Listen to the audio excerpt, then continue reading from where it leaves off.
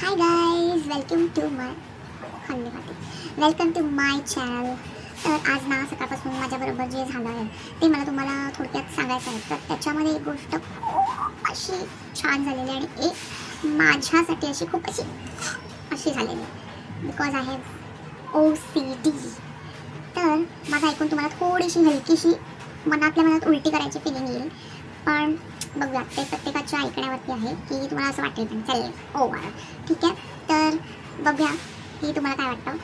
Let's start. So आमचा ना सिद्धिविनायकच्या काकड आरतीला जायचा प्लॅन चालू होता. मग काय झालं की आम्हाला असं सांगण्यात आलं होतं की एका म्हणजे ओळखीने फक्त 3च जणं जाऊ शकतात. तर आम्ही होतो 5 जणं. तरी पण मी माझ्या बहिणीला सांगितलं की ठीक आहे तू जा, आम्ही नेक्स्ट टाईम जातो, तुम्ही तिघं जा. तिने माझं ऐकलं नाही आणि तिने तिची फोन कॉन्टॅक्ट्स काढले शोधून आणि तिने माझ्यासाठी आणि माझ्या नवऱ्यासाठी जागा केली तिकडे. आणि तिच्या कृपेने आज मी गणपती बाप्पाच्या अगदी पुढच्या लाईनीत उभी होते. एवढं ब्लेस्ड फीलिंग होतं. अक्षरशः गणपती बाप्पाला पण वाटलं असेल की ही आली आहे असं. म्हणजे ती मी मॉर्निंगपासून नाही आहे, मला अजिबात सकाळी उठायला आवडत. सकाळी लिफ्टमध्ये जाताना पण मी तिच्या पाठी खूप किटकिट करत होती की ह्याच्या पुढे सकाळचं मला कुठे बोलू नको, पण ते खरोखर वर्थ होतं. 40 मिनिट्स 45 मिनिट्स जे काय असेल, आम्ही आरती चालू व्हायच्या आधी जे बाप्पाच्या पुढे उभं होतो किंवा आरती झाल्यानंतरही त्यांनी 5 मिनिट्स वगैरे दिले होते आरामात, धक्काबुक्की काय नाही. फक्त हार्डली बायकांच्या साईडला 15 ते 20 बायका असतील आणि त्याच्यामध्ये सर्वात पहिले आम्ही उभं होतो आणि खूप ब्लेस्ड होतो आम्ही. खूप ब्लेस्ड आज काय बोली, इतकं वाव मुमेंट होतं की साक्षात गणपती बाप्पा सिद्धिविनायक महाराज त्यांच्यासमोर मी उभी होती. आरती अनुभव केली, जे आपण लाईव्ह बघत असतो, फॉलो करत असतो त्यांचे पेज, हे आम्ही आज समोरून बघितलं आहे. तर आम्ही आज खूप ब्लेस्ड मानतो स्वतःला. पण सिद्धिविनायकला जाताना जे झालं, सकाळी तर मी 3:45ला उठले आणि नंतर आम्ही तयार वगैरे झालो, निघालो 4:30ला आणि समोरच आमच्या गाडीच्या नाक्यावरती 2 टॅक्सी उभ्या होत्या. तर एक टॅक्सीमध्ये असं झकपक लाईट लावली होती आणि एकाच्या म्हणजे तो जागा होता. तर ते लोक त्या टॅक्सीमध्ये गेले आणि माझा नवरा गेला असं साईडला आणि टॅक्सीवाला करून झोपला होता. तर मला वाटलं हा आता काय नाहीच बोलणार, तर इथे एवढ्या सकाळी कुठे टॅक्सीज भेटणार आहे आणि मेट्रो 6 वाजता चालू होते. तर आम्ही त्याला बघेपर्यंत तो उठला एका हाकेमध्ये आणि बोलला की चला म्हणून. तर आम्ही आणि प्रचंड असा पाऊस पडत होता आणि असे मी नवीन कपडे घातल्यामुळे मला असं होत होतं की पटकन टॅक्सीमध्ये बसायचं आणि बसलो मी.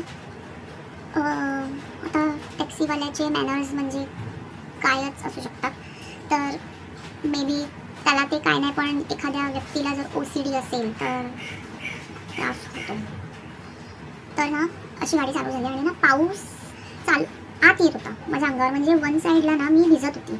तर माझी आणि ते छत्री आत घेताना ना मेन म्हणजे माझा फोन खाली पडला आणि तो फोन हे दिसतंय असा, तो फोन मी म्हटलं जाऊ दे, त्या पावसात फोन पडला तरी चालेल पण मला आत घ्या. पहिला एवढा पाऊस पडत होता.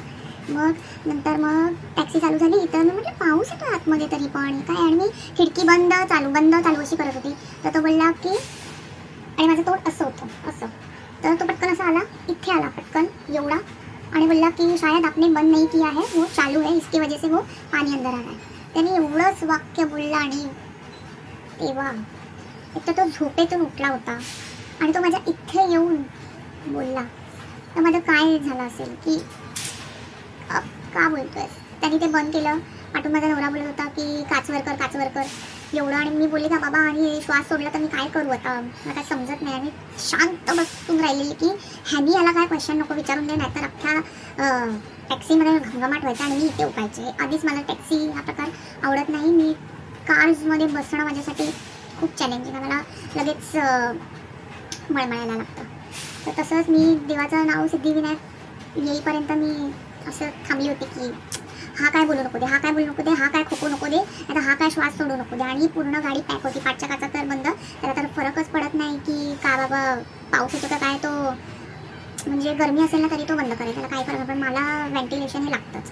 तर ते काच वर खाली आणि काय पाऊस थांबेना, तर ते पाणी सगळं आत येत होतं. त्याच्यामुळे मला खिडकी बंद करायला लागली. पण मी मनातल्या मनात बोलत होते की या माणसाचा तोंडून आवाज नको येऊ दे ना, हा याने तोंड खोलू दे ना, काय असं असं असं काहीतरी करत होता. पण मला माझा जीव नुसता खालीवर होत होता की बापरे, तू बोलू नको बाबा, नाहीतर इथे आलाय तो. म्हणजे तुम्ही इमॅजिन करू शकता की मी काय. करोना काळात जे मास्कचा शोध लागला ना, तो मला असं वाटतं की चांगला होता की आत्तापर्यंत ते चालू ठेवायला पाहिजे. पण दरवेळेला टॅक्सीत बसताना माझ्याकडे मास्क असतंच कुठेही जाताना, बिकॉज मी खूप सेन्सिटिव्ह आहे, कारण मला लगेच मायग्रेन ट्रिगर करतात. तर हे आज मी मास्क घ्यायलाच विसरले. सो असा होता माझा एक्सपिरियन्स. मला आता विचार करून सुद्धा खूप असा घाण वाटतंय. सो कायच बोलणार ना आपण, काय बोलू. अशी म्हणजे एक वाव मुमेंट होता आणि एक मुमेंट होता. So thank you for listening.